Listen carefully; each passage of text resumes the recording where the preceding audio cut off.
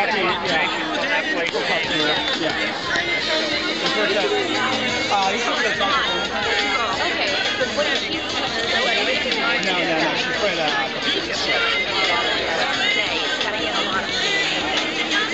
she's now working doing communications. Yeah, she's fine.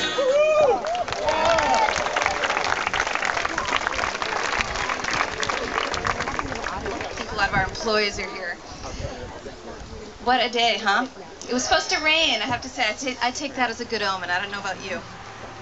So before I introduce Senator Obama, I wanted to take a moment to tell you how I came to be here today, because I think it's probably very similar to a lot of you. Like many of you, I have been watching the news, watching the debates, reading the websites, trying to figure out who to vote for. And, you know, frankly, in my lifetime, I'd say this is a rare case where I actually have several candidates who I really like a lot. That doesn't usually happen for me. That's pretty exciting. But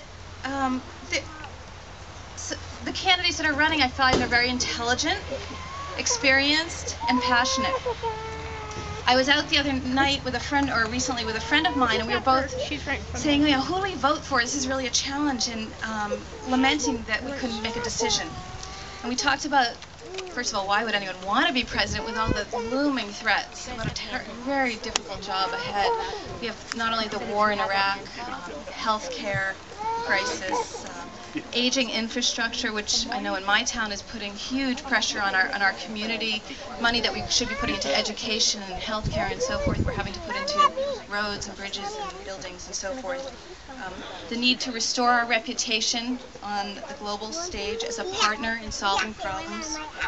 And perhaps, for me, one of the most pressing issues facing our world is global warming, which will not only affect our generation, but many generations to come. These are massive, massive issues. We spoke that night with my friend about how after the last election it became so clear how polarized our nation is and how divided. And we just started talking and realized whoever it is has to be someone who can bring people together. And at that moment, it became very clear to me who that candidate was. There was no choice at that point when I thought about it, and that was Senator Obama. He's a builder and a uniter. As you'll see in a few minutes, just how much of a builder he is. As the Vice President of Natural Resources for Stonyfield Farm, I've worked for well over a decade on climate change issues and working to reduce our impact on climate change. And that's perhaps why I'm so deeply concerned about who's elected, because we don't have much time. This presidency is it for us to turn this ship around. Senator Obama is the candidate who will be able to bring people together to the table. He's not a divider, he's a builder. And not only on climate change, but for all the important issues that we face. I am exuberant to have the great honor to introduce for you Senator Barack Obama.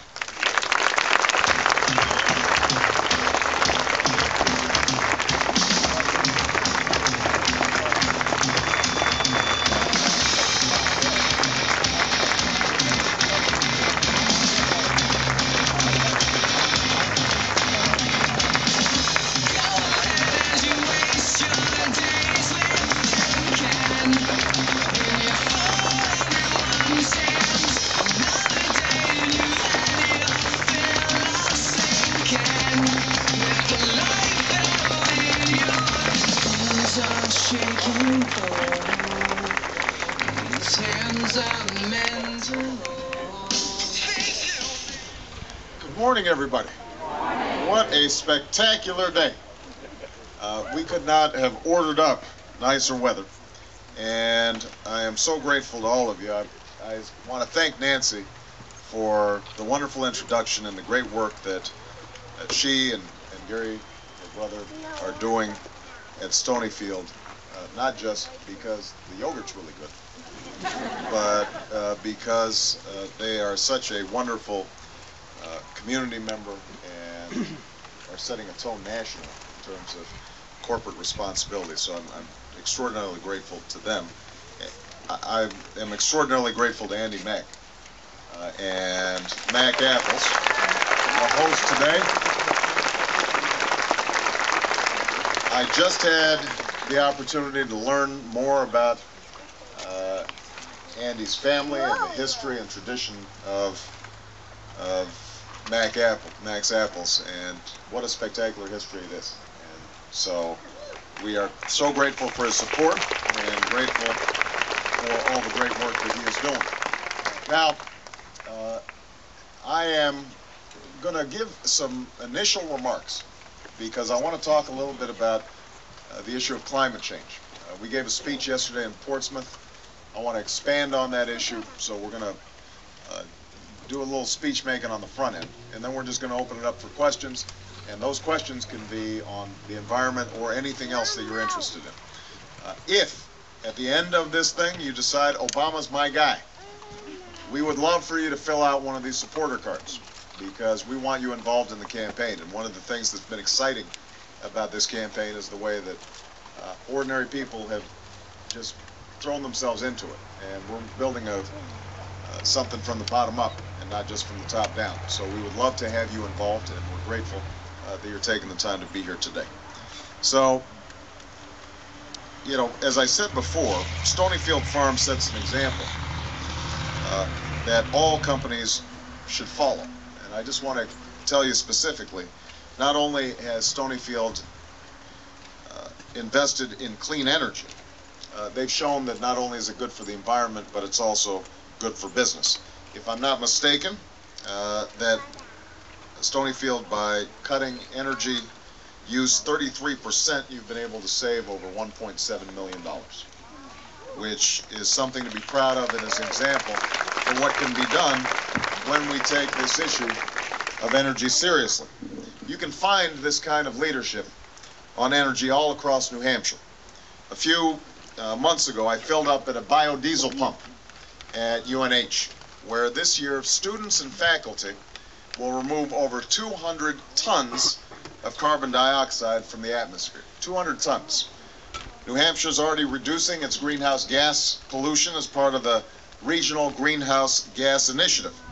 And thanks to the leadership of Senator Martha Fuller Clark and Governor Lynch, you'll get 25% of your energy from renewable sources by 2025.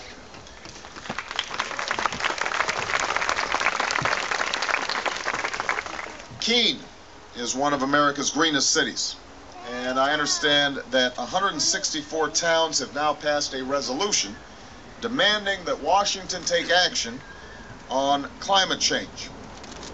But the reality is that while New Hampshire has been a model of innovation, Washington has failed to act. And that's why America isn't leading when it comes to taking on the threat of climate change. Washington's failure is the failure of a president who spent most of his time in office denying the very existence of global warming, suggesting that it might be a hoax. It's also a failure of our politics that predates George W. Bush, because we've heard promises about energy independence from every single U.S. president since Richard Nixon, Republicans and Democrats, and yet nothing has changed.